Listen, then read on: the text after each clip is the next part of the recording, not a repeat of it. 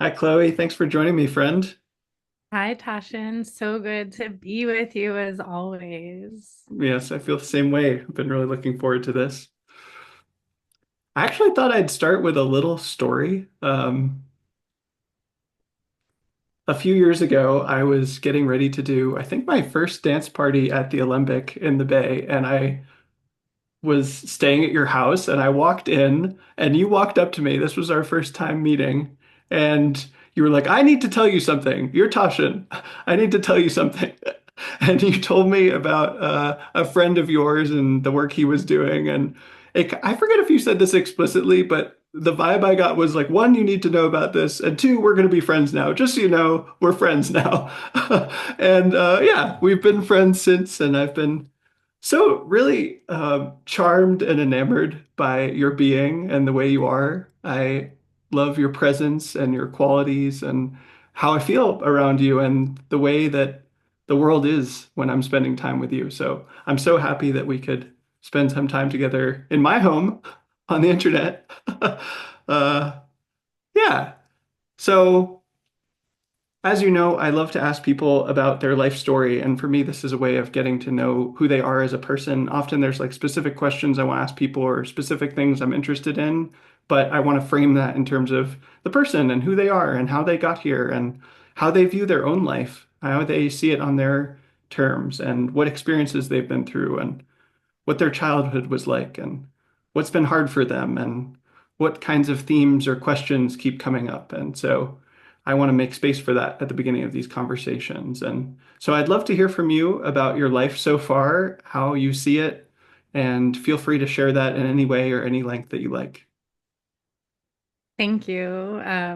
Before I jump in, I just want to say how warm and connected I feel from hearing that story. I Mm-hmm. just had like a shoot of like warmth in my belly and my heart, and just remembering how we met is really sweet. Okay, my life story. I grew up in Miami, Florida, but not because my parents were from there. My parents actually met in New York City. That's where most of my family is. And they met through a guru. They have, my mom was teaching a class for the guru, and my dad was doing a story as he was a professional photographer for the Village Voice at the time in New York City.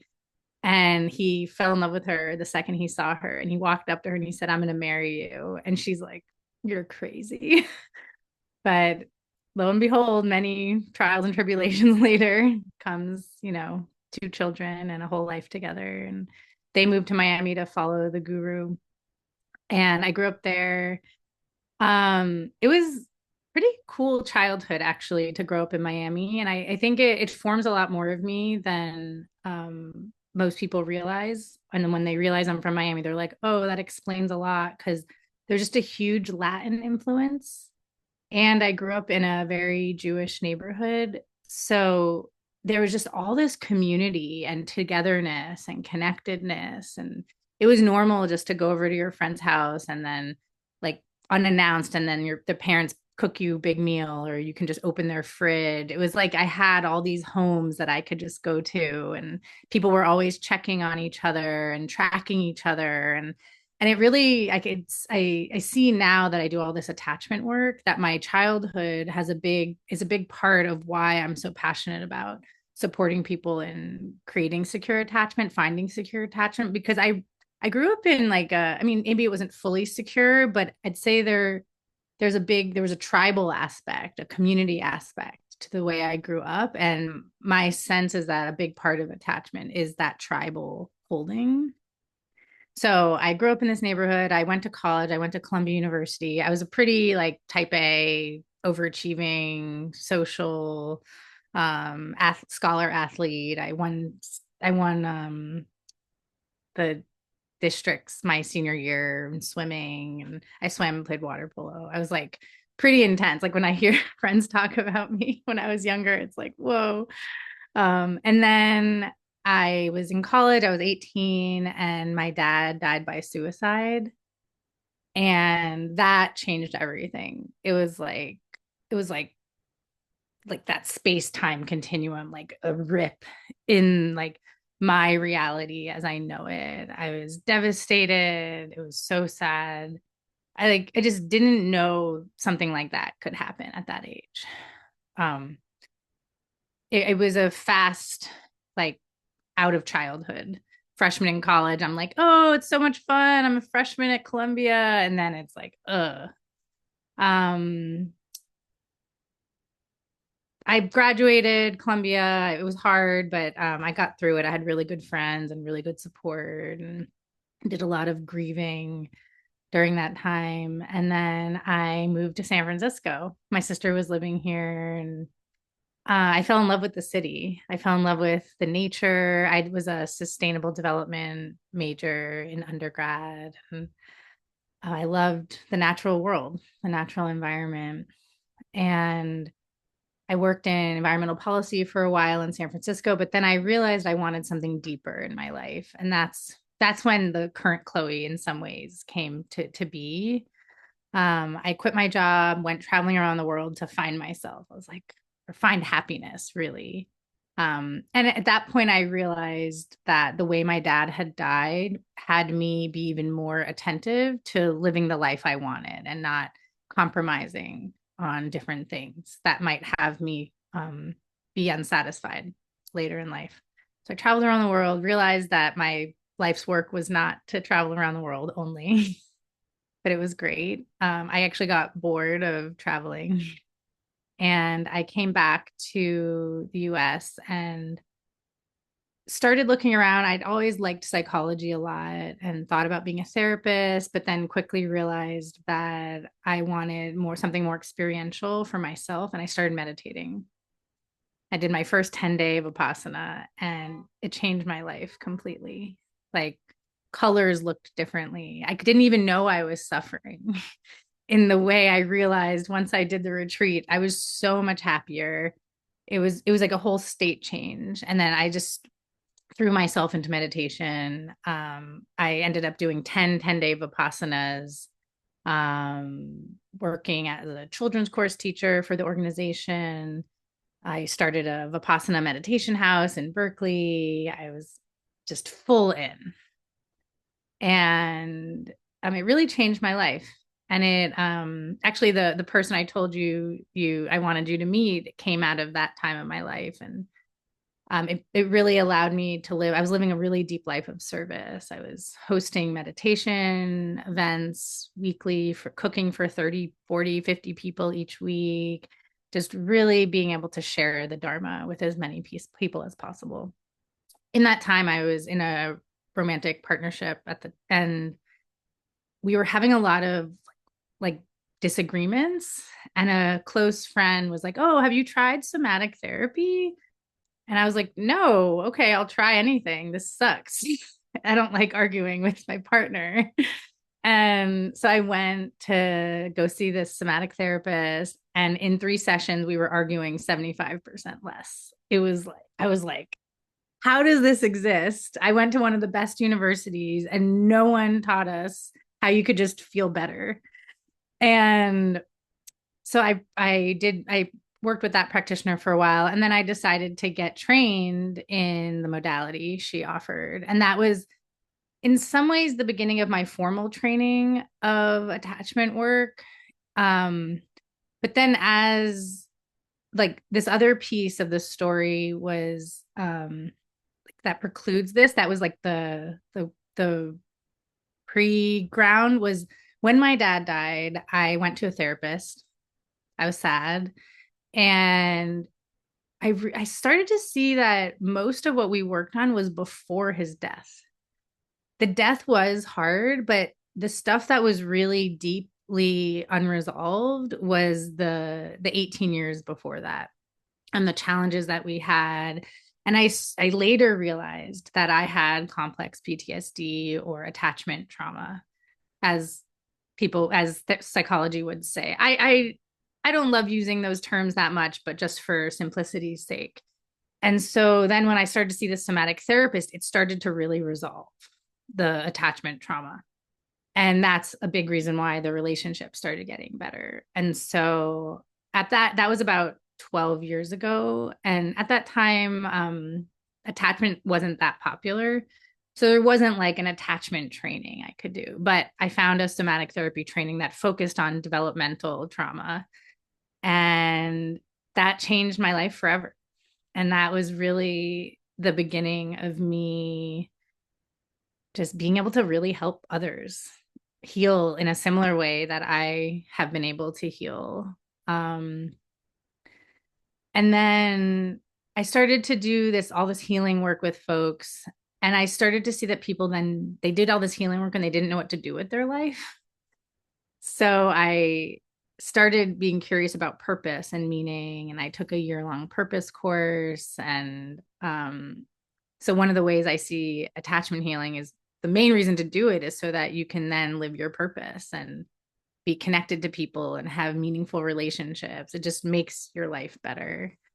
Um, and I at that somewhere in there, I started teaching some of this work at Stanford and at Sonoma State, teaching leadership, and bringing that to a more mainstream audience, university audience where we would work on emotional intelligence and then apply it to one's life. So they would discover things about themselves, become more emotionally resilient, and then create a project that they were passionate about or a life plan for the MBA students at Sonoma State. And I live in Berkeley, California. Think, I mean, there's more I could say, but there was a trip around the world. I told you I visited, I think it was like 30 countries or something. So I think that's enough for now. Maybe, I don't know if you have any questions. I definitely have questions. Uh,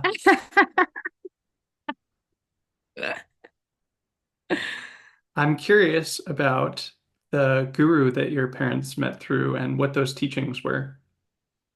It's a great question. He's a Hindu guru. It's mostly concentration meditation practice. There's four parts to the meditation. Light, sound. I don't remember the rest. I was never initiated in it. But it's basically a concentration practice. And his teachings really focused on love and peace and um, pieces within and like pieces in the breath. So I grew up listening to this sweet Indian man saying these things, which was a pretty nice way to grow up. And I had their whole spiritual community of aunties and uncles and like cousins. The preschool I went to was all from the guru people. And where I was born, it was an apartment building where it was all people of the who followed the guru. And to Hmm. this day, I have people I'm close to from that are close friends of my parents. And they didn't do any psychological work. They didn't do any trauma work. So it's also highly informed my path because I saw the detriment of not doing that. Some would call it spiritual bypassing. They would see white lights and, they would have a lot of awakening experiences. Yet, like with my dad's struggle, he needed psychological help Hmm. that it wasn't really available at the time. Trauma healing didn't really exist 20 years ago.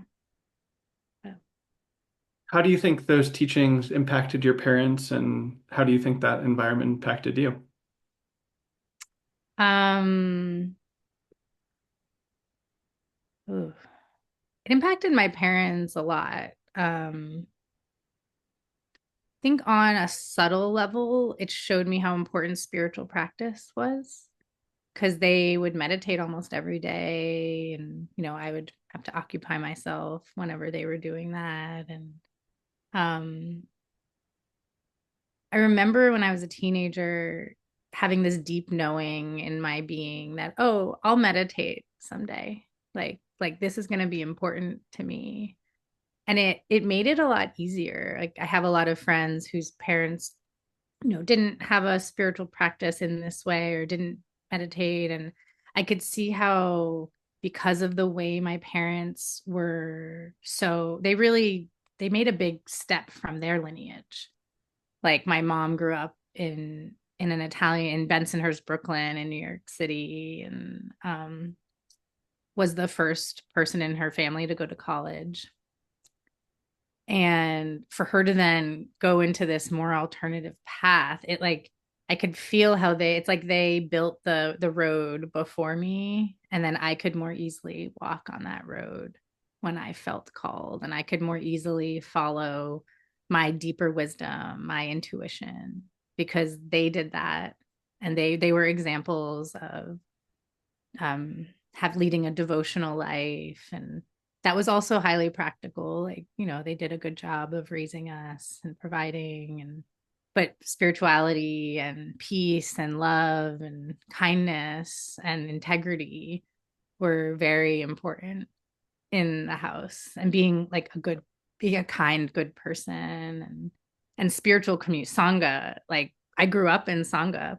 I I'm not sure how true this is, but there's some stories of like other women breastfeeding me when I was born, and it was a home birth, and so many of their friends were at our house. And so I grew up with this very much like follow your own bliss, or follow your own intuition, follow your own guidance, because my parents were just showing that so well.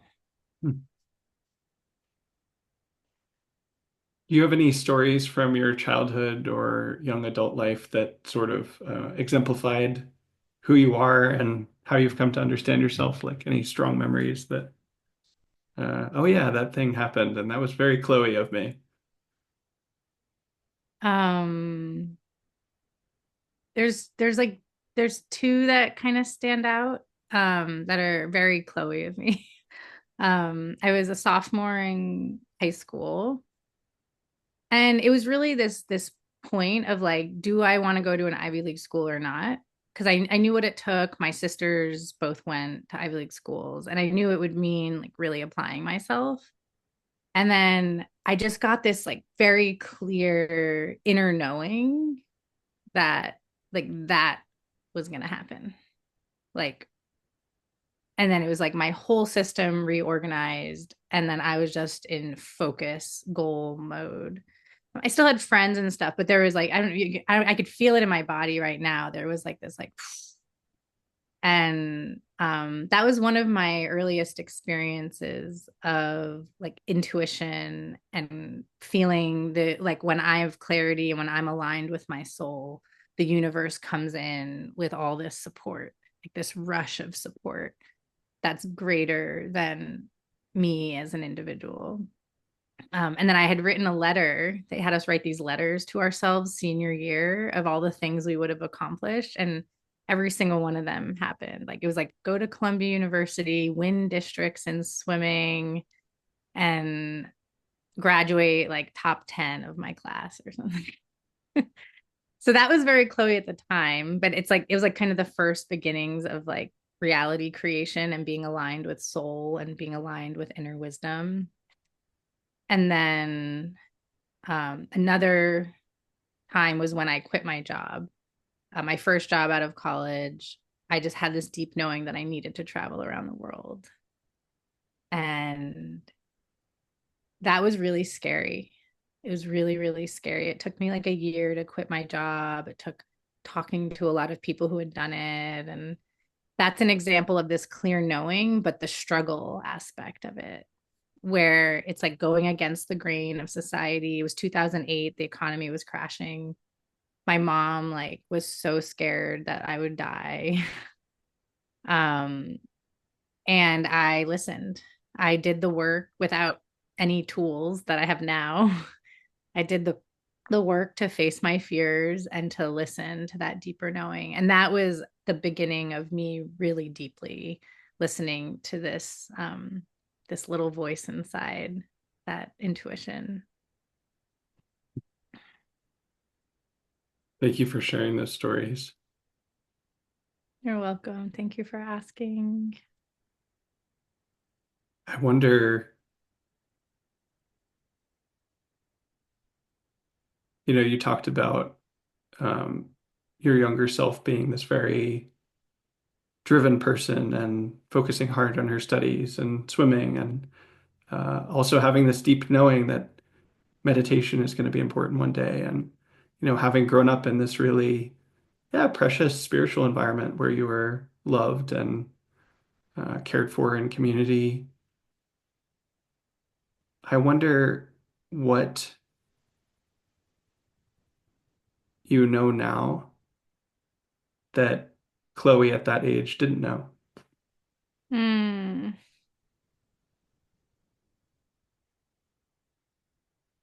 It really touches me, that question. That when your parents get upset, it doesn't mean you're bad. Yeah. That you're still so good and lovable, even when they're upset.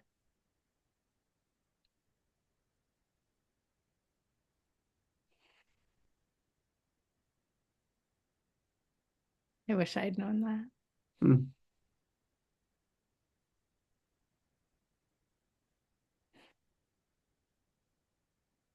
It's probably at the heart of why I do what I do, because I really want everyone to know mm. that everyone is so lovable, so precious all the time.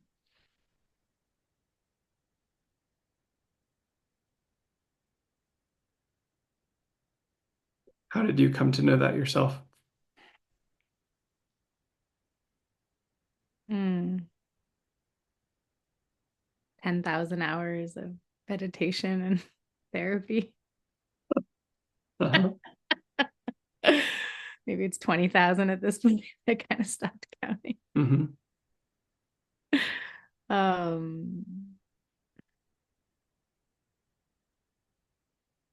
I'd say, there's still moments where I forget.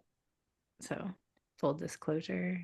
And they're shorter and shorter and shorter. But essentially, really good therapy with somatic therapists, meditation, community, having community and people around me. If I were to simplify it, it's like having people around me that reflect that consistently, and then eventually being able to internalize that. um, I could list a bunch of tools and practices. I really like feeling myself in love, having compassion for myself, and when I don't know how to do it, reaching for help to remind me. um, I really love the ideal parent figure protocol. I call it the wise parents, though. I prefer to call it that, less clinical. So, working with my wise parents, I've done different deity practices that have been helpful. Um, Nature has been a big part of that too. I feel like nature is the original secure attachment. Just go in nature and feel loved and know that I'm good. Mm, Metta practice. mm, But opening up my feeling body was probably the number one. Opening up my feeling body and having people reflect to me, and then me being able to then reflect it to myself, if I were to summarize it. mm. Now I can really feel the love. I could feel the goodness.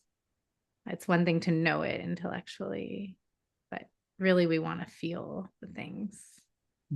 That's what makes it real, to me at least.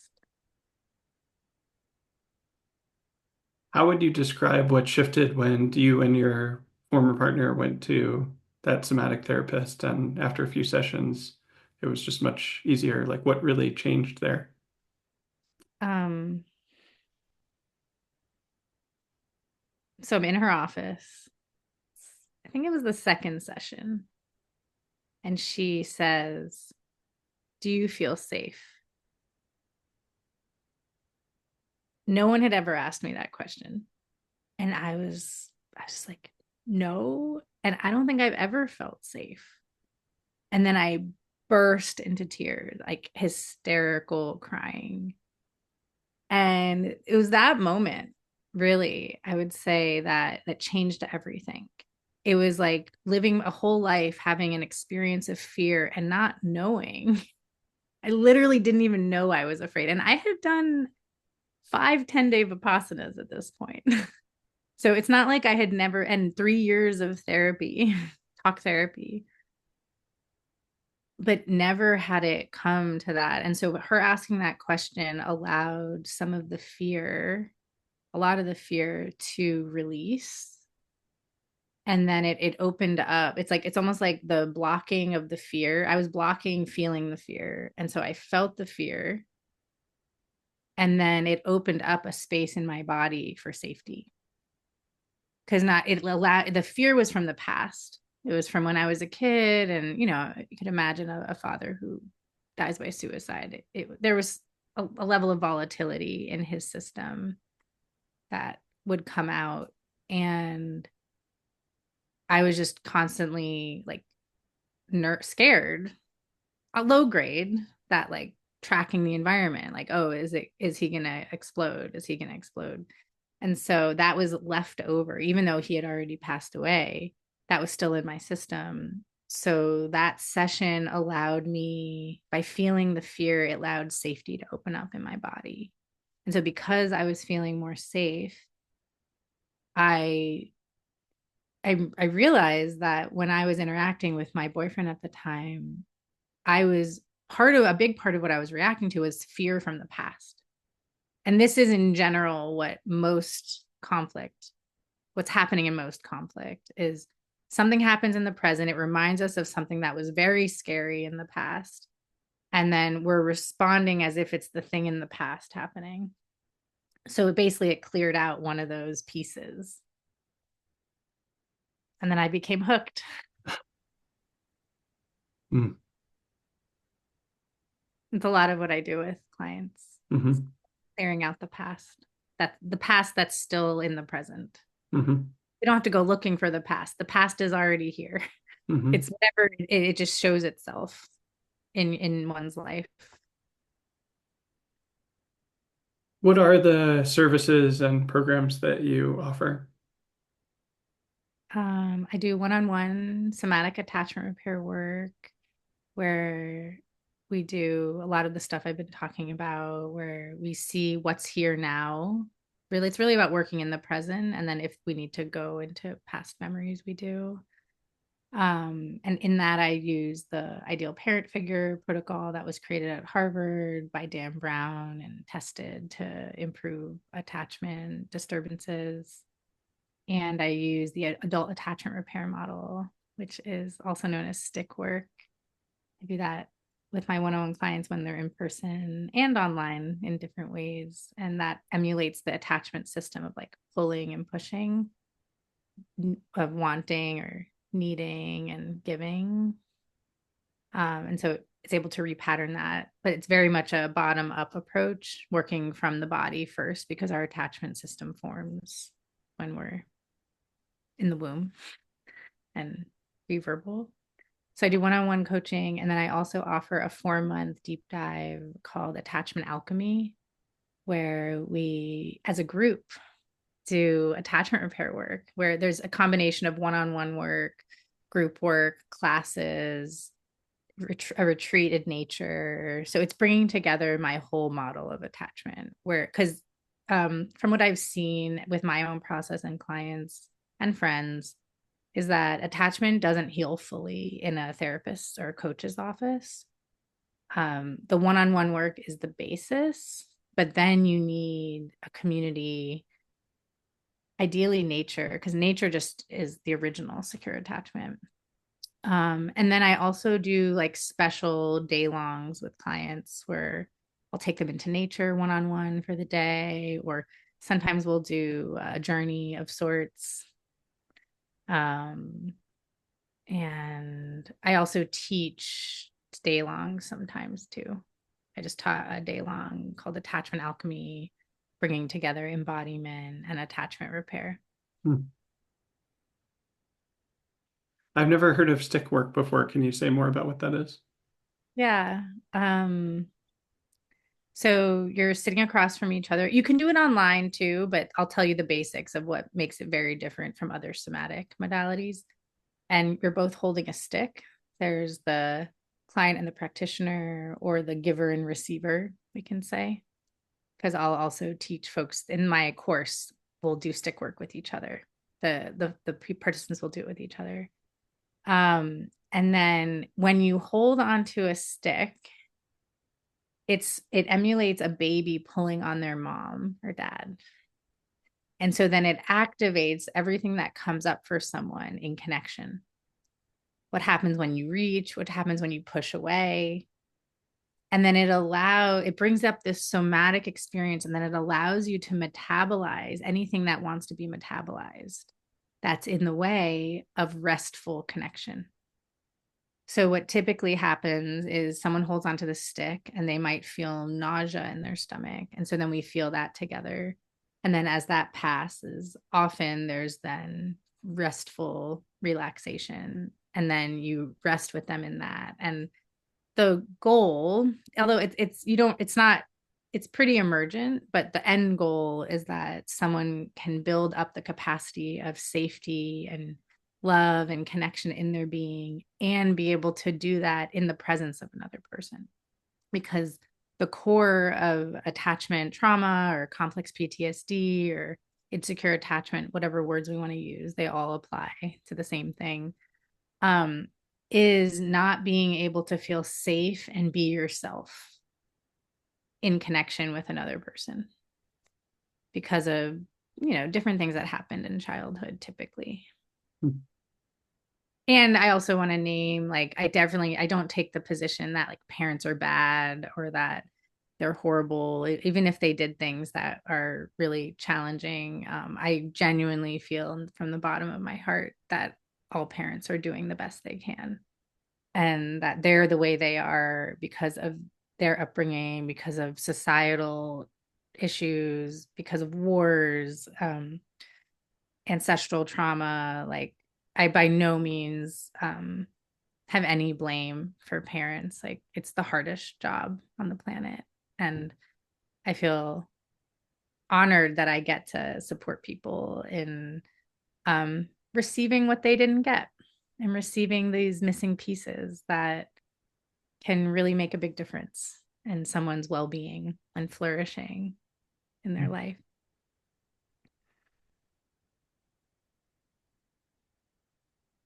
I grew up without much connection to nature, I'd say, and it took me time to develop my own relationship with nature. And now I really love nature, of course, but I'd be curious to hear how you would describe to someone like me when I was younger, or someone else who doesn't have much of a relationship with nature, what you mean when you say nature is the original secure attachment. Yeah, thanks for asking that. And a lot of what I do when we start this process is, there's a lot to work through before someone can receive nature. So first off, we evolved next to trees in nature. I mean, for a long time, cities are very new. So our physical biology evolved with the natural world and is 100% dependent on the natural world, at least up until this point. I mean, maybe one day we'll fabricate oxygen, but literally we breathe out the oxygen, or we breathe in the oxygen, and then the plants breathe it in. It's like this, we're literally breathing in the plants and the microorganisms, and um we can live like a couple minutes without nature supporting us on a biological level. So even if we just start to tune into that there's a constant exchange between us and the natural world that's happening. on a very physical level. Um, and well, there's also 10,000 studies that were done, many of them in Japan, that talk about how nature, that show that nature reduces anxiety and depression and all sorts of mental illnesses. Um, and there's the more like intangible thing that I experience is that it's like a reflecting mechanism. My experience is that it reflects back to us who we are in a way that is so profound and supportive, and similarly to the way a parent would reflect back the essence or the soul or the beingness and the beauty of a child. um when I stand next to a tree, I could feel myself more. And that does take another level of subtle sensing that not everyone has access to. But the base response is that we evolve next to nature, and it's been teaching us for millennia, like since the beginning of time. Humans were with nature, and the fact that we're so disconnected from nature, to me, is part of what has us disconnected from ourselves. And that one of the easiest ways to become more connected to ourselves is actually to become connected to nature. I did a vision fast last year. I did, it was like 3 days, 4 days, 3 nights, no food, only water, alone in the desert. And the best part of it, one of the best parts of it, was I'm sitting there and people think they're so alone all the time, and I sometimes will fall into that. And when you're in nature, you can't be alone. there's there's a sound, there's a tree, there's the sky. It's just, it's so alive. And so it's also this pathway to, in some ways, like a knowing our interdependence and knowing our connectivity, knowing the non-duality, that we are all life and we are all here together. And there, after those 3 days, I just felt this immense love from the natural world, just beaming at me every moment. Is that helpful? Very. I'm curious what practices you recommend to the people you work with to connect with nature. Yeah, great question. One of my favorites is to simply go out in nature quietly. Um, Ideally, like if it's hard to connect, do some meditation in nature. I'll often, when I take groups or individuals into nature, the first thing we do is we welcome all the parts that are there and the feelings, and allow them to, like, we do attachment repair work basically, because there might be fear or there might be busyness from life. So allowing that to come, and then shifting to one of my favorite things to do, and I find is really nice and helpful in focusing the mind, is asking a question about your life, and then asking the trees, asking the sky, lying on the earth under a tree and just feeling the earth and relaxing.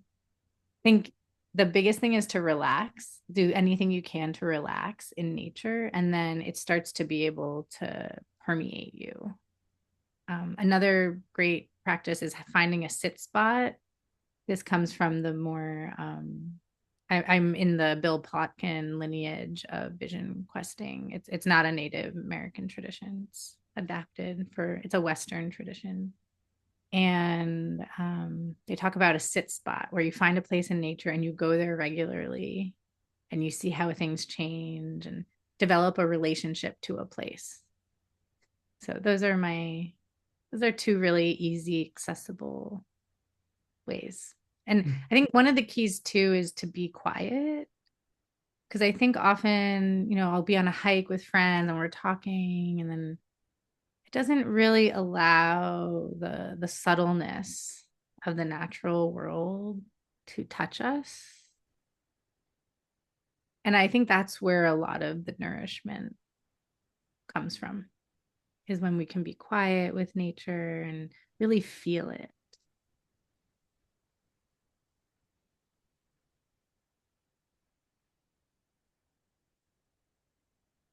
I want to tell a story about our friendship that I want to ask you questions about, that I'm still thinking about, that I'm still learning from.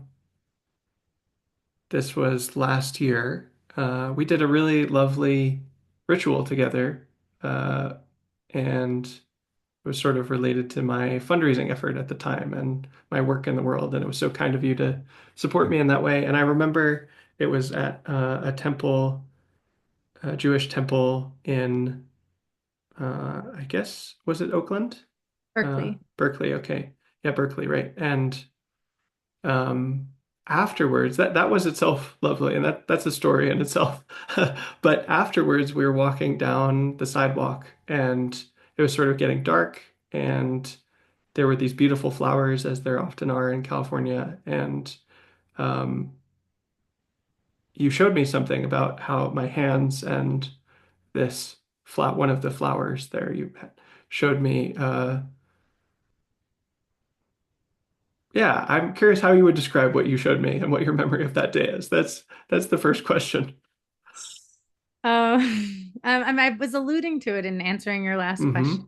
There's a felt sense or a subtle sensing, we can say, or subtle feeling that is available to humans that is a big piece of feeling nourished and connected and on a body level, like actually as we're talking, like I'm feeling nourished, I'm feeling connected to you, I'm feeling connected to myself, I'm feeling the trees that are outside my window, and drinking them in and letting them just permeate me. So the exercise we did was a practice to learn how to do that. And one of the easiest ways to start is through the hands, because our hands tend to be quite, there's like an in and an out of it in a certain way on a subtle level. Um, and they're far away from the core of the body. So the core of the body is where more trauma is held and more trauma memories are held. And so the hands are more available for most people, even if there is some level of stored trauma in the body. Um, and then I had you put all of your attention, your awareness into your hand. Do one hand. You can follow along if you're watching this. You can do it with me too, Tasshin. Put all of your attention into your hand and start to feel, if you can, like the tingles in your hand. And if that's hard, you can rub your hands together and then that'll make it more obvious. So you just tune into the tingles, tune into that light sensation, those little sensations. And then I had you go to the flower, put your hand on the flower, but you can even do it with your own hand or a plant if you have one nearby. And then don't touch it yet and start to see if you can feel it on these little sensations. They're just subtle sensations. And then imagining drinking the flower into your hand or breathing it in. You can imagine there's like a mouth or a nose on your hand and you're gently breathing it in. And you can use your actual breath. That sometimes helps, where you breathe in and imagine the flower coming into your hand.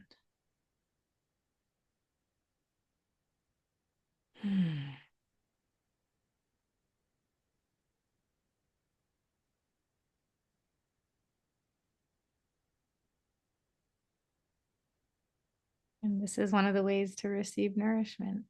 And the stick work actually helps with this. Hmm. Why I do it. People start to feel this nourishment through the stick, through holding onto the stick. You can do it with people. It's very fun to do it with a friend who you're close with, or a partner, or a lover.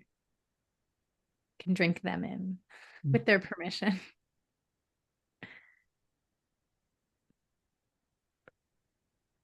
It goes both ways too. You can go out as well. That's another practice, but similar but different. I remember it was so palpable in your presence and so easy to tune into, and uh, just the intensity was just undeniable. It was like you were doing it, you were embodying the thing you were showing me, and that you were right next to me, and my nervous system was picking that up from you. And I remember being so moved because um,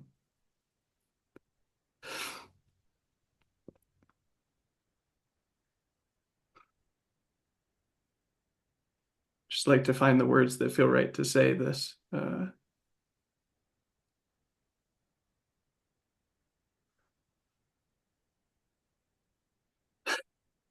I remember being moved because I realized I've spent so much effort seeking something that was right there all along, and was everywhere. There's beauty everywhere and nature everywhere and life everywhere, and it wasn't rare or special or um,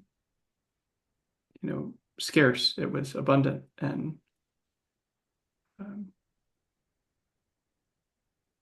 yeah, I remember how much that impacted me. And then part of the reason I asked that again is because hmm. Well, it's clear I need to practice it more often, and with practice comes familiarity. But when I do try it by myself, it feels I do feel the thing you point me to, but it's like 5 or 10% the intensity of when I'm near you. I'm like you're just like supercharging it. It's really felt like it's just undeniable when I don't know. I say this every time I see you. Like heck, even just texting you, it's like oh there's Chloe. Wow, Chloe's lovely. And of course, it's not intrinsically about you, but I our friendship and our connection and your being and all the work you've done makes it so easy to feel that. Yeah, all of that is a statement about my own experience, but it's also a question. Anything that comes up for you about that, I would be curious to hear. Um, I'm really appreciating your appreciation. And I think you're pointing to something really important. And I alluded to it before. I called it feeling, but there's a whole world of the subtle realms, that which can't be seen, but can be felt, that I think it's one of the things that's like talked about the least in our culture, but it is affecting everything. Um, it's like emotions are part of that. The subtle sensations, nourishment, feeling safe. It's deeply impacting us all the time. And I went to 4 years of energy school, which really helped me like tune into, or it was awakening school that had a lot of energy practices, I should say. And there's this subtle felt sense of the body that um, I think is really essential for well-being. And part of why you feel it more with me is because I'm in that. And so you can like sync up to my way. It's like and if I were to put it in more like maybe physical terms, there's like most people are going around the world experiencing it through the mind. And I'm going around the world experiencing it through the body mind. So it's like I drop my awareness into my body, especially if we're going to do a practice like that. And like I'm with you with my whole body rather than this isolated place in my head. I call it see feeling sometimes. It's like I see feel you, and um I think it's like the only better thing is awakening. And it's a part of, I'd say it's even part of awakening. It's like being able to rest in that which never changes, being able to rest in awake awareness. And this is on the path to awake awareness. And I'd say awake awareness is like this times 100, because you're resting in this. It's like there's this energy rich field. There's this, or we could say, even if you don't believe in energy, it doesn't matter. There's this felt sense of well-being that is available to human beings if we could tune to that frequency. Just like you said, it's there all the time. And our traumas and our hurts and our memories and our the way we're conditioned in our minds take us out of that, because we had these terrible experiences in our lives typically. That's why I focus on the attachment work, actually, because I find that that's often what's in the way of being able to really rest in well-being. Hmm. I so appreciate you receiving that statement as a question and answering it with what comes up. I love everything you shared and feel really received in sharing something that's important to me and also vulnerable. So thank you. Um, Mm. I loved that experience with you, and I feel seen and received in a deep way because of like the impact it had on you. Been one of the most important things in my life to feeling well-being and love, hmm. is that realm. Yeah, it's really obvious knowing you, like that that's fueling you and part of your life and available for you. Uh, it's really refreshing to be connected to. Um, it it yeah, I feel curious and confused and some grief about it also because it's painful to be disconnected to that and have a hard time connecting to it. And it's confusing because I've done so much different kinds of work and there are things that I've learned and grown that I didn't have access to when I was 10 or 18 or 25 or heck even a year ago. Um, but this still feels hard to connect to on my own and the like in my body the question is something like why is this out there and not here? Where is it in me? And also, I remember that flower feeling so feminine and so like it was like a woman and it was very like yin. And why is this, why is that not in me? Why is this out there? Why is this in women? Why is this in nature? But I can't find this in myself. I'm sort of transmuting a very felt feeling into words, but those are the words that come up around it. I'm curious what you would say to that. First, I just want to honor what you're feeling and the pain in it.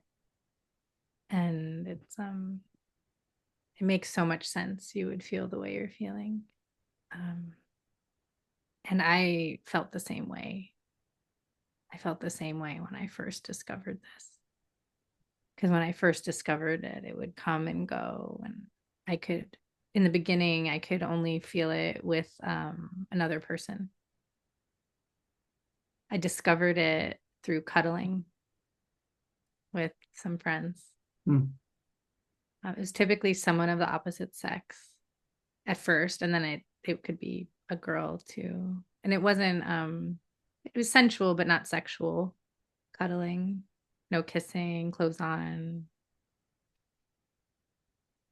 And then it took probably it took years for me to then be able to generate it on my own, and then it wasn't as strong, and it would come and go. And you're with me now, 10, 12, maybe 12 years since I first discovered it. So I've had time and I've had teachers.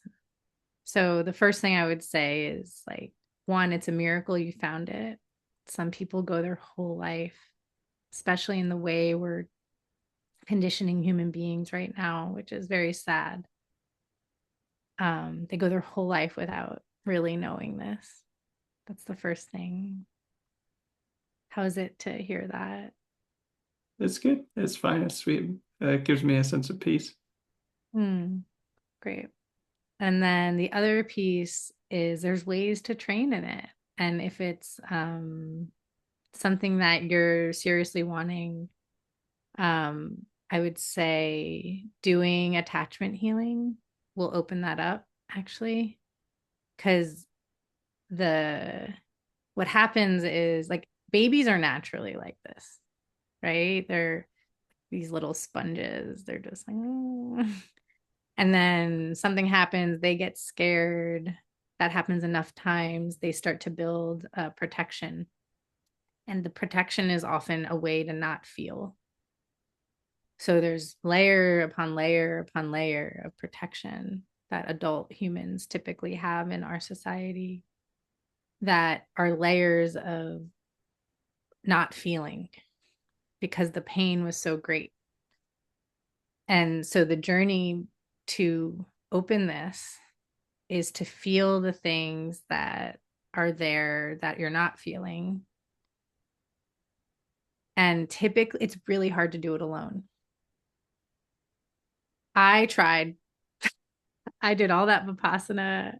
I was still getting really mad at my boyfriend at the time. And I was like, I am meditating. I was meditating 2 hours a day.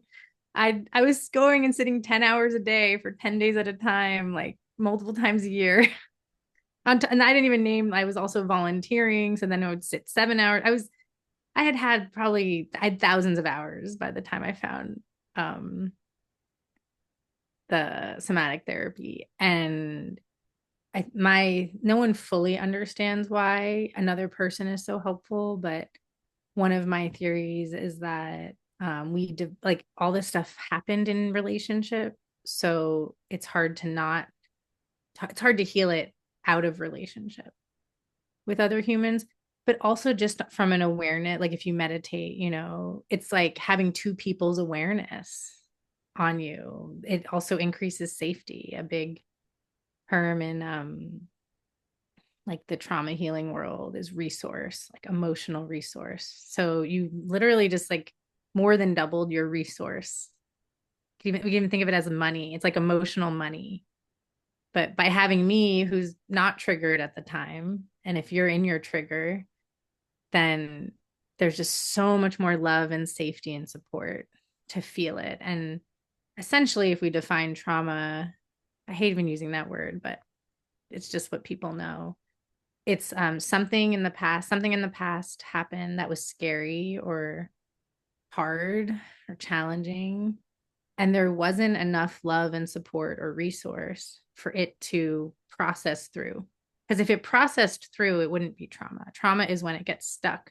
And then your system is replaying it and waiting for that resource to come so it could process it through. Mm. But in the meantime, it creates all these neural grooves, these like neural networks that are conditioned to it. So that's why when you get older, sometimes takes more time to undo it. It's also why psychedelics are sometimes really useful because it increases neuroplasticity. Like anything that could essentially increase your neuroplasticity can help you heal the trauma, that will help you feel more, that will help you feel this nourishment more. Like Mm. that's basically what's in the way. And then I would say awareness practice, but I feel like you already are developed in awareness pretty well. Those are like the twofold things. It's healing the trauma and developing your awareness. So meditators are a great fit for this work. They tend to get there a bit faster because part of the skill that's needed, which is awareness, is already developed, which I think is why you were able to that day, like we were so connected. We both felt so safe. So it had all these conditions for you to be able to feel. Hmm. And then we did this practice and it was like, oh my Probably one of the most beautiful moments of my life, honestly. So, I mean, I've had I've been blessed to have many wonderful experiences, but that was uh, very impactful. Yeah. Hmm. God. Mm. Something else has been present about this that I'd like to say that's, also this sort of just a statement as a question. Let me see if I can find the words for it. Uh,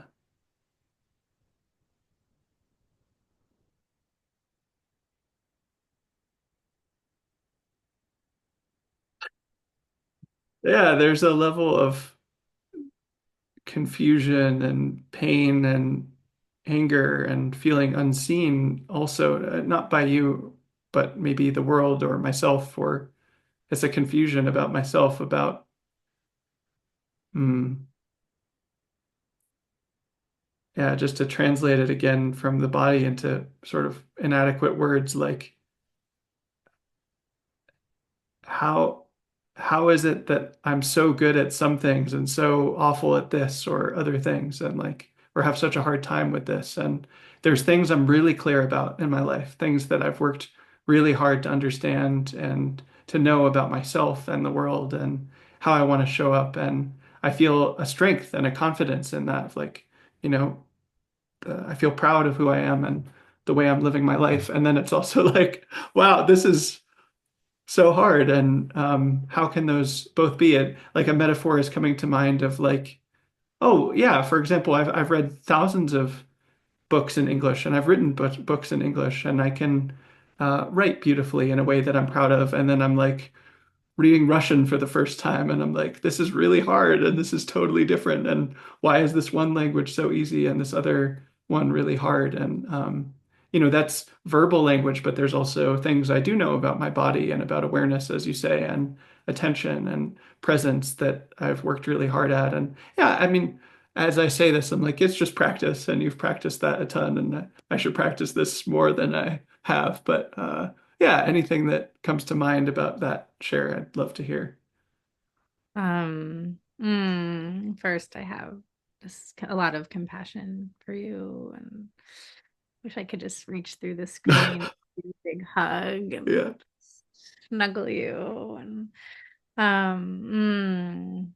I really get that pain. It's on some level.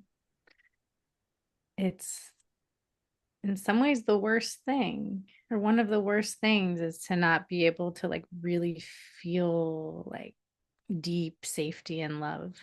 I think, I mean, it's been the driver of most of my life, is to be able to feel that consistently. So I know that pain. Um, or maybe I'm putting words to it. Is that It's accurate? interesting that you say that actually, because safety and love aren't wrong, but I remember the word beauty just felt so strong at the time. And even that word doesn't feel right, but like um, something in that territory of beauty and love and safety, like all three of those in one word. Yeah. The awe. Yeah, awe, definitely. I mean, it is what I like in my experience, what we're talking about is often what I think people call God, or like, when Hmm. people have mystical experiences. Absolutely. Um, there's this, it's like it takes your breath away and you're at this like your mind is off and there's you're like seeing in between reality or something. It's And I um would even say, like, in this moment, just with that memory and that feeling, and it feels present in this conversation, even like goddess, it was just so profoundly feminine in the way I experienced it in that moment. Yeah. yeah, God, I think goddess is Mm. accurate. Hmm. Um hmm, this is my favorite topic. This is we're getting to my secret desire for everyone Uh-huh. is to like to be in that goodness, that beauty, that love, that feeling of the goddess, the sense of the goddess, that awe, that it's like to me it's like the point of where everything is created from. Actually, it's like the birthplace of creation. Um ugh. I'm getting lost in it. What was you said oh, okay, the pain. Um the thing about this is it doesn't come from the mind. And the hardest thing in our culture to shut off for most people is the mind. And you can't shut it off. It's there's like a gripping that our minds have. Um and it's really about dropping into the felt sense and into the body. And it in our society that like literally nothing about our society is telling us to be in our body. Like we're watching TV, we're driving places, not walking, we're on computers all day. Like the body is the gateway to the goddess, we can say, or to feeling beauty, to feeling this awe. And something I haven't talked about that is really important in my life is dancing and singing. And so dancing, singing, and nature are these pieces that are like no one talks about them really in the awakening world, but they're just as important as a sitting practice, I find. Like being able to feel what's in our body and move, and actually the movement opens up the energy channels. The movement allows some traumas to just leave. If you think about ancient cultures, singing, dancing, spiritual practice were and nature were in everyday life. That's what we did. And that's the way humans are tuned to knowing themselves because of the fact, I mean, just evolutionarily, not even and not on any other level. It's like we evolved doing these things and they're not an accident. One of the big tenets that I follow is that if it exists, there's a good reason for it.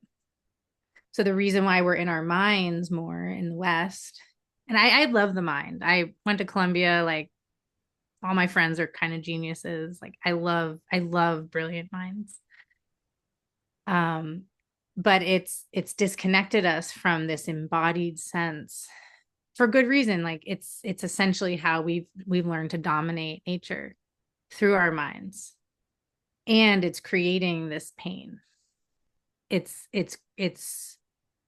the byproduct is we don't feel as much. The byproduct is we don't get to feel this beauty, this the goddess, the subtle sensing, or the energy channels of our body. I'm talking about Chinese medicine are blocked.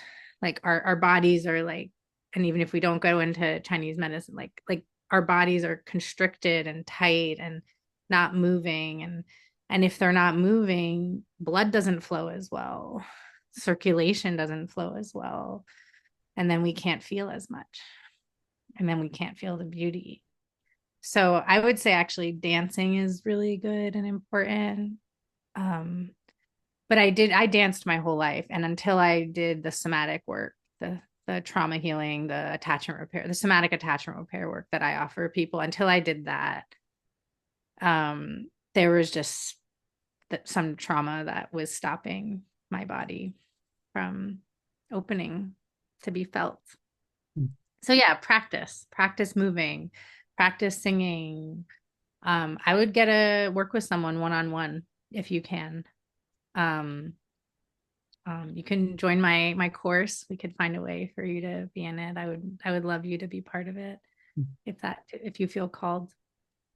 But if not me, find it somewhere, someone to really go into your world with, into your being with.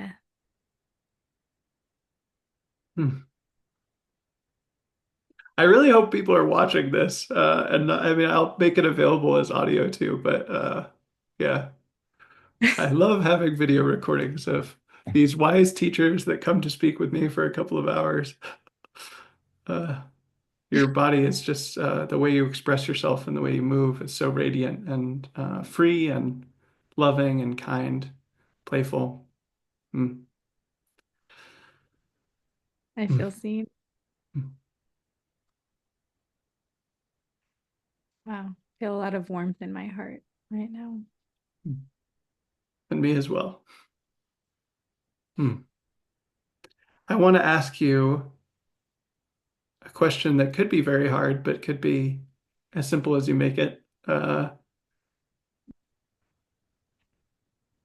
For my whole life, I've been asking, as many of us, if not all of us, do, what is this? What is this universe? And why are we here? And what are we here to do? And I'm so curious always about how my friends and my teachers and the people I meet relate to this question for themselves and what story they tell themselves about what the universe is and why we're here. And I'm curious if anything comes up about that that you'd like to share.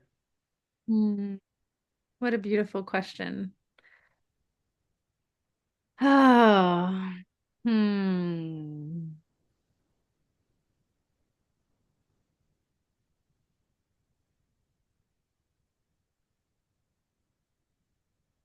On the simplest level, it feels like aliveness, that there's this life force energy that's just expressing itself in these perfectly beautiful ways. Um, that's like what I know for sure that is happening.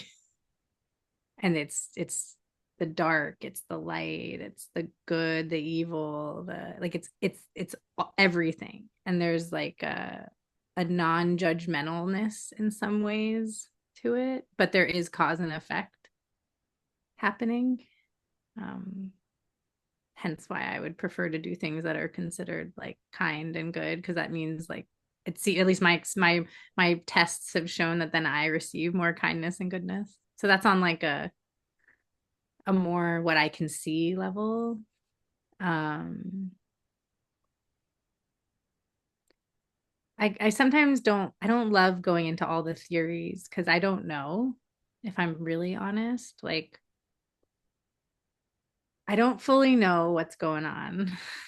But my felt sense is that, and my experience is that when I turn myself towards awakening, healing, love, kindness, facing my shadows, including everything, that my felt sense of life is better, and that I have more capacity to love and more capacity and more joy to be in this body, to want to be here. So because of that, I'm like, well, it seems like awakening is a good thing, that it's like almost like tuning to that. And awakening, I feel like, is just learning how to rest in reality as it is, how to rest in awake awareness, how to rest in our that life force that's just humming. Excuse me, that's just humming along. Um, it almost feels like that's the point. To me, it feels like that's the point of life, is to, and the Tao is coming to mind of that, like that, just that there's this some impulse for a life. Um,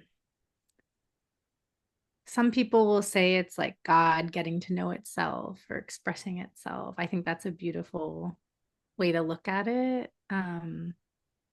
I don't know if that's true. That's not, it's impossible for me to really know, at least in this point, at this point. Um, I do have this felt sense that as we awaken, we become more and more at one with this life force or this awareness, we could say. And I'd say there's my felt sense is there's awareness and life force. It's like the masculine and the feminine, like Shiva Shakti. And they're the building blocks of the universe. And then they somehow come together to create all this. But as we awaken, my felt sense is that we become more and more and more and more one with the universe. And then eventually we just are back at the universe, like our soul or our whatever it is, just like goes back to zero eventually. But I don't know why it's all happening. I mean, it's pretty great. Even the suffering, it's like this weird, it's really crazy world we live in where there's so much suffering and then there's paths out of suffering. It's like, I feel like, I mean, to me, that's, I guess, the point.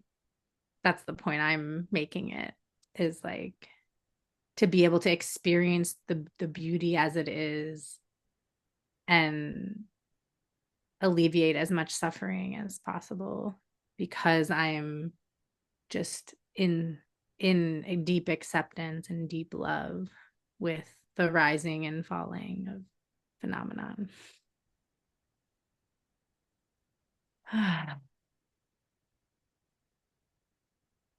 Hmm. Thank you so much for rising to the occasion of answering that question. Uh, I liked it. You're welcome. I don't get to talk about that often. we don't in our culture very often, I think. And I think I thought the words used were so interesting about theory and knowing and felt sense and the word I asked in my question of like story. So that's really the thing I'm most interested in is not, I mean, sure, if it was possible to know for certain and have proof or something like that, like I would be interested in that, but I've come to relate to it much more as yeah, a story that we tell ourselves and how we relate to it, right? Like who am I and what is the world and what is our account that we give of that? And we all kind of have to give such an account just to wake up in the morning, even if it's, you can tell a story of there is no story, but that's also a story. And um What's most yours? oh, um the one I've come to that gets me out of bed in the morning is that sort of fuels me. It's the way I see things is uh, that the universe is fundamentally good and that we are all fundamentally good and that we are incarnated to learn and grow and to help other people where we can and also just to enjoy in the same way that that flower wanted to be witnessed or seen or felt and the way that someone when they make a piece of art or write a beautiful novel, they want it to be witnessed that the universe is also art for us to witness or a playground for us to enjoy. And so um, I have this practice of asking myself at the end of the day 3 questions about like what did I enjoy? How did I play? That's one question and with 2 question marks. Uh, and what did I learn? How did I grow? And then what did I do to help other people? How did I serve the world? And if I have answers to those questions, which I always do every day, then I figure I'm doing well. uh, and that's a life that's been meaningful for me. I think that we're here to do all 3 of those things, and they're actually sort of the same thing, but from the human mind, it's helpful to me to like break them up of what did I enjoy and what did I learn and how did I serve and but they're all Mm. sort of the same thing. Like this conversation, for example, I'm enjoying it and I'm learning and I'm also serving because we're sharing it, and it's just the same thing. And um, that's how I want to live my life and how I want to relate to the universe. Hmm. I love that. I can relate. I resonate with all of that too. I Mm. find the most meaning when I would add feel. Uh-huh. I would add feeling in there somewhere. Hmm. Mm. Mm. I'd love to ask about your moniker, which I love so much, the Good Witch, and what that means to you, and magic.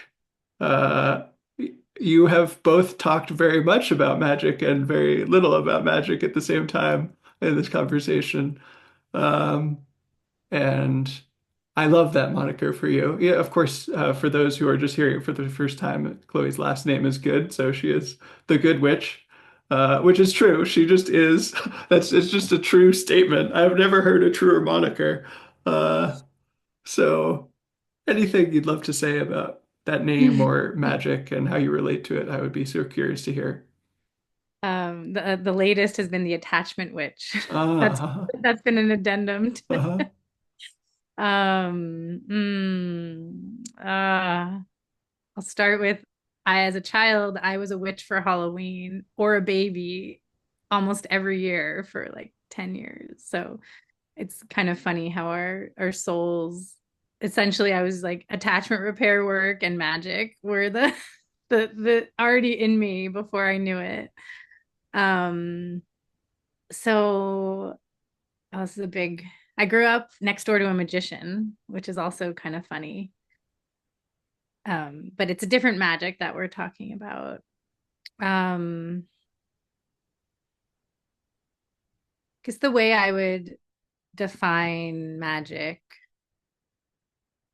it's similar to what we've been talking about, this like subtle felt sense of awe.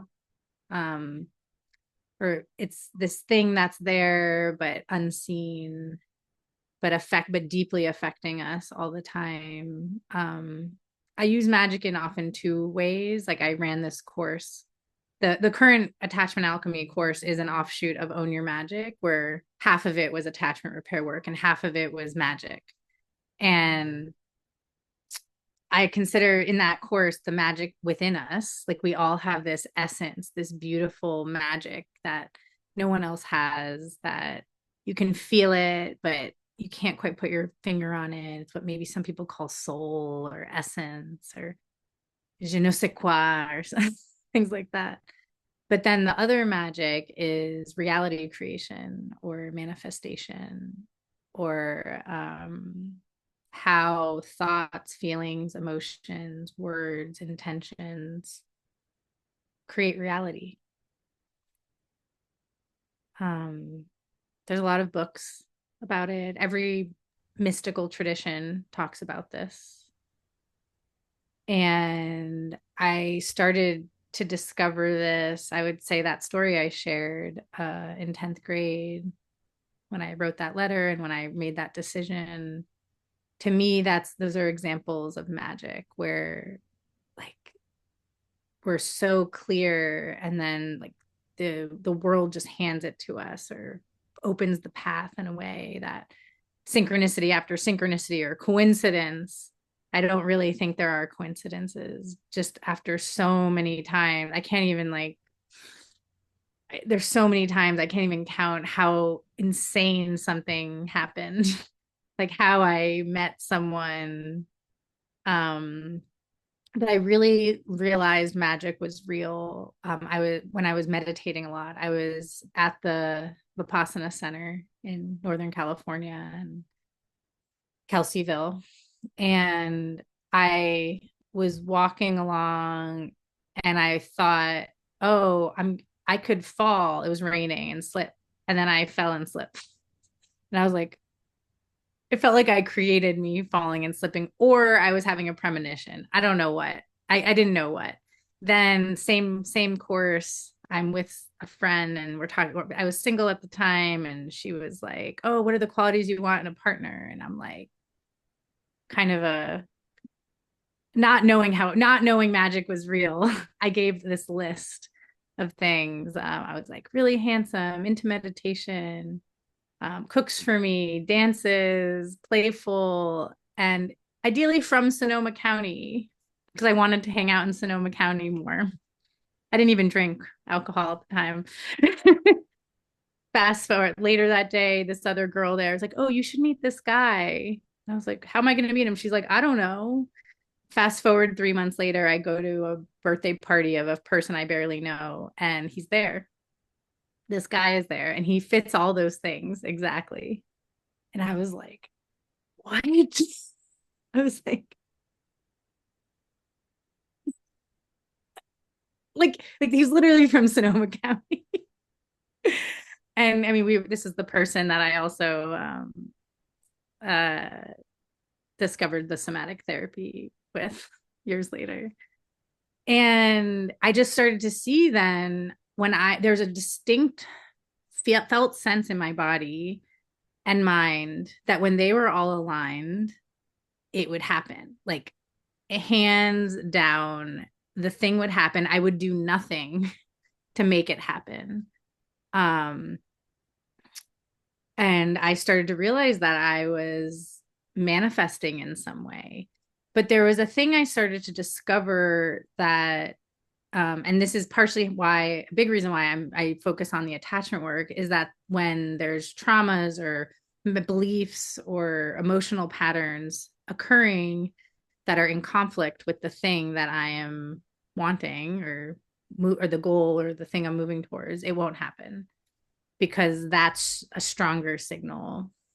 Um, and then the other thing I've also found is that there's some people like there's all these manifesting books out there, and people will manifest things and still be unhappy. And because the mechanism doesn't necessarily require it to be connected to your soul or to your deeper intentions. What I found is when people manifest, and myself included, without being connected to my deeper intention, um it usually ends up in suffering, or I learn a lesson. It's like something good comes out of it. But so I created part of the nature process that I take people through is learning to manifest from vision. So learning to manifest from receiving deep knowing, from intuition, from the deeper being inside. And we receive better visions, more accurate visions, visions that are more aligned with our soul and our deeper being and our essence when we've done trauma healing work. When we feel secure, when we feel safe in our being, when we know that we are loved in a deep, felt, sensed, embodied way, we will be able to create more aligned with our lives. Um, any questions about? I know I didn't say everything, but Uh, I notice also I always this topic is always a little like because I'm friends with so many scientists. I live in the Bay Area. I think it's hard for a lot of people to believe. Um, and I guess what I would say to those folks is it's like, have you ever had a goal that you wanted? And then coincidence after coincidence, things just worked out. That's what I would call magic. Like, like it's beyond what seems possible, beyond the odds. Like you meet the perfect person at this networking event and they offer you that job and that's the dream job you've had for your whole life. Things like that I would call magic. Things that like defy the odds of reality, of what we think reality is. And the deeper layer there is that thoughts, emotions, intentions, subtle sensing, subtle feeling, that beauty are one of the most powerful things on the earth. And we're underutilizing it. And every time we watch a TV show and program ourselves a certain way, we're impacting our psyches and we're impacting our inner world and changing it. And it's we're changing what we're calling into our life by what we feed ourselves psychologically, emotionally.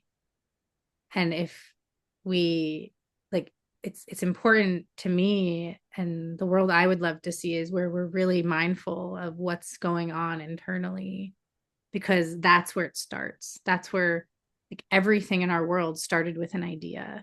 Everything in our world started with typically an idea with a feeling connected to it, some inspiration, some motivation. And so what is going on inside is the building blocks of our society, are the building blocks of our society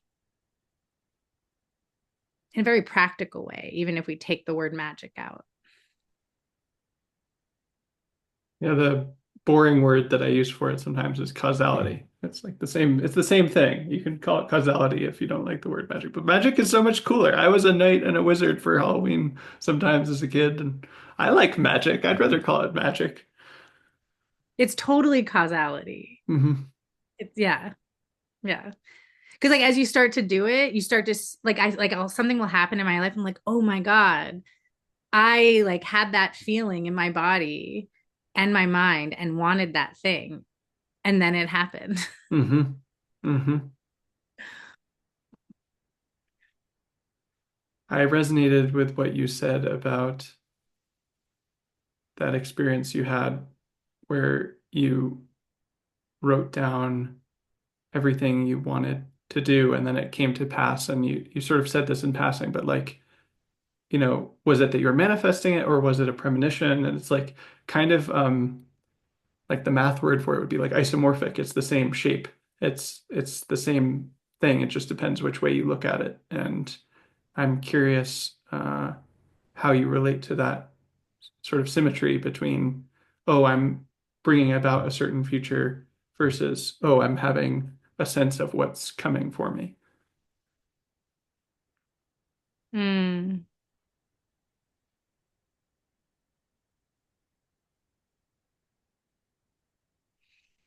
mm. What is that's a cool feeling. I was just tuning into like that convergence. Um, my current working model is that some things are so likely to happen, and that's when it feels the most like it's a premonition. But then there's maybe other things that I can have a little bit of impact on or like some free will. And that's why I do healing work and practices. And there's a way I can tune my attention and prevent things from happening. It usually means more suffering for me. Um, but it's that's how I see it. It's like some things are like most likely going to happen, and I'm going to do everything I can to support the outcomes that I think are the most wholesome, the most beneficial for all beings, the most loving, kind, peaceful awakening for all beings, including myself. So, because I've Hmm. had a lot of visions that come true. And like, I guess the way, oh, something else is coming in. As we're like, so the way I see the world operating is that it goes from subtle to gross for the most part. We can still affect things from gross to subtle, meaning from like subtle thoughts, energies. Like if we think about it, even the sun, right? That's like a very subtle thing that then creates life on Earth. So that things start in the subtle. So if your awareness is like, and it's actually a lot of it's there. So sometimes I imagine premonitions are like reading the subtle fields. It's like the blueprint for that thing is already in motion on the in the subtle levels. Like this the rays of the sun have left the sun and they're traveling towards Earth to become a physically here and to create and then there's a plant that will grow 20 years later, but that sun that started that plant growing. So that's actually a new I'm like this is kind of coming together right now in terms of when you asked. I think that might be the explanation for premonitions actually, Hmm. that like like the forces have already been set in motion and I'm just picking up on that. Hmm.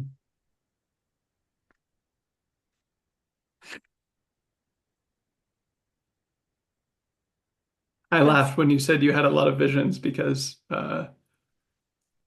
having spent time around you, it's very obvious that you're in flow with this magic and like your life has this quality of adventure and magic and things just kind of working out for you and the way that you thought that they would and wanted them to be. And I know you, like all of us, have challenges and obstacles and stuff like that. But it's it just every time with you, it's like, ah, yes, Chloe is flowing with the universe. Very good.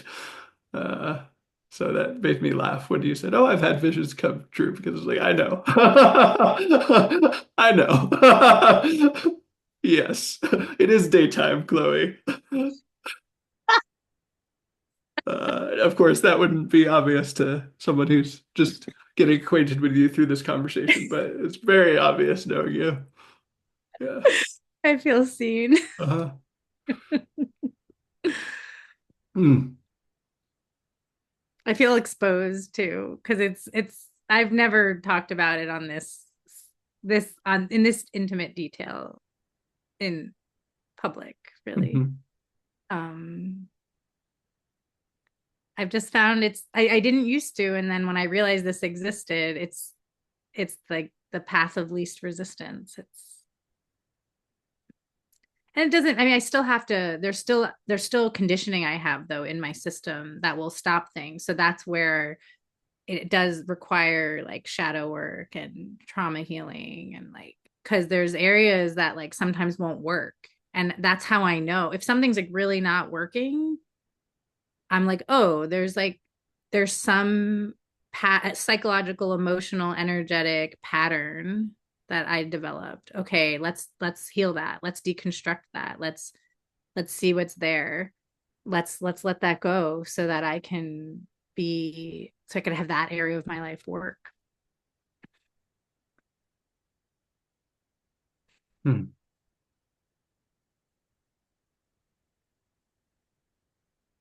How do you make sense of these different modes of cultivating yourself and connecting to the universe that you've done, where like, you did a lot of awakening focused meditation practice and you did a lot of healing work in lots of different modalities. And, we also touched on magic just now, and like those seem like overlapping, mutually supportive, but slightly distinct endeavors. And I'm curious how you relate to those or anything else that's adjacent to that in your own life. Like, how do you make sense of that or connect to them? Thanks for asking. What birthed me teaching Own Your Magic in the first place was my life philosophy, which you're pointing to, and seeing the deeply intimate relationship between healing, awakening, cause and effect, or magic or manifestation. Um, and then we can also include nature, embodiment, movement, singing, health, like eating healthy food, exercising. And it's like I sometimes call it the new paradigm, which it's really the old paradigm because like it's literally written in every esoteric book there is. They talk about cause and effect and on this and the subtle levels.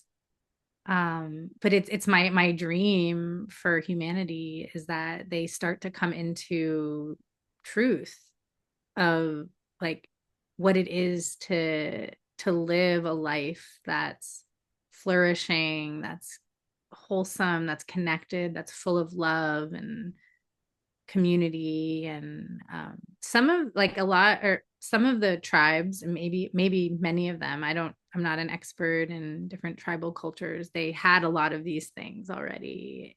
They were built into society. And so but I see them as interweaving, like the healing work, which includes the attachment repair work. Some might call it also shadow work, where you're looking at the hard things, you're integrating, taking things in the unconscious, bringing them to the conscious so that they can then be metabolized and integrated into us, is very important.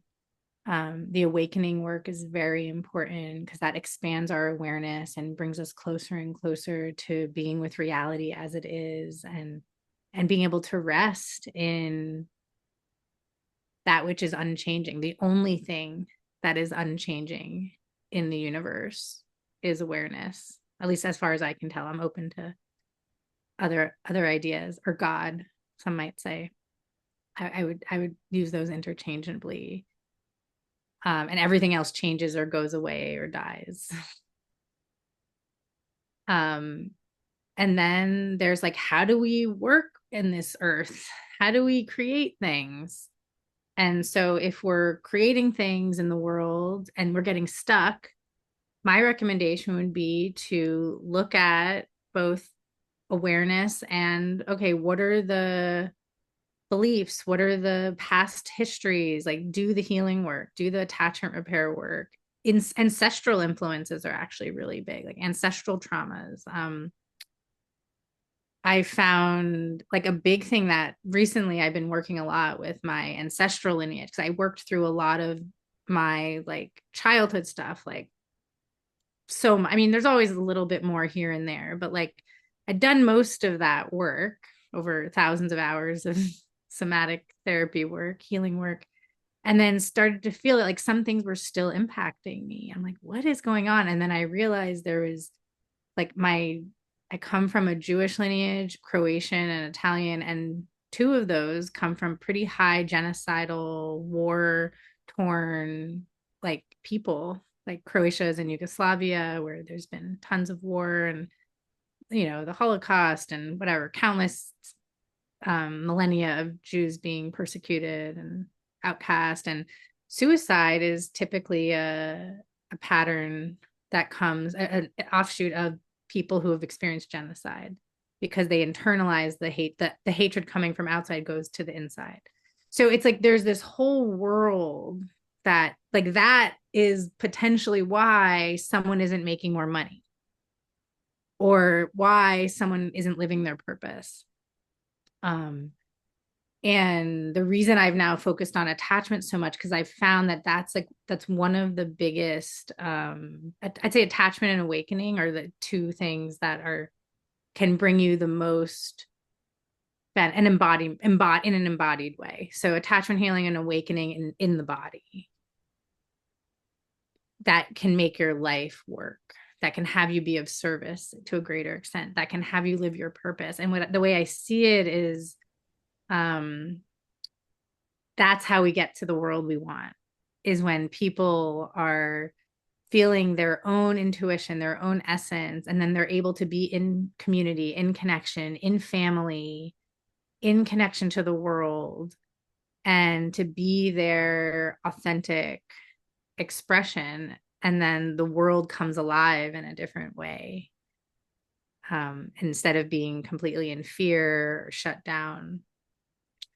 So there's a direct link, as what I'm saying, from healing these inner challenges, these hurts, healing these hurts to living one's purpose, living their essence, being who they're here to be, being, and even just being happy, point blank.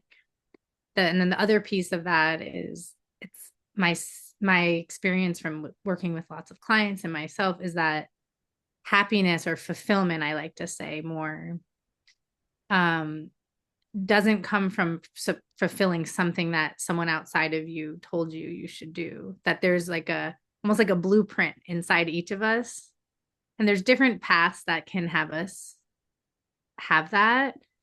But there's some sort of blueprint for each person of what's meaningful, what's their dharma in the world, what's their path, and that when they don't follow that, they start to get anxious and depressed. And there's a whole body. There was actually some research done that a lot of depression has to do with not being able to be one's authentic expression and do work that's meaningful for them in the world.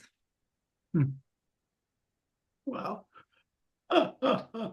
That's my book. That's the book I'm planning to write on it. Ah, so good. I can't wait for you to write that. I want to read it. Um, hmm. I feel so nourished from this conversation and so full of all of the qualities that we've been talking about. I'm really grateful for that. I wonder if there's anything that you'd like to talk more about or say more about or have any conversation about. Mm. The thing that's coming to mind right now is the importance of each other. Um,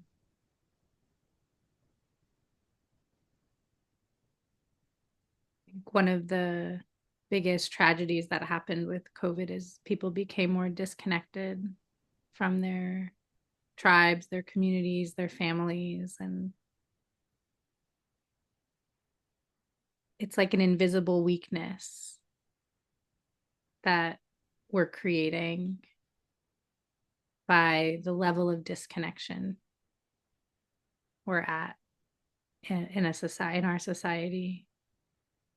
Um, and I guess my prayer is that we can find our way to strengthening that connection between our families and communities and tribes. Because I like when I feel into it, it feels like it's degrading us on a very deep level of well-being that is almost invisible, but you can see it in the mental health crisis that we're experiencing. And that, yeah, my prayer is that we can really, really deeply heal the disconnection that we're facing globally from ourselves, our disconnection from nature, our disconnection from each other.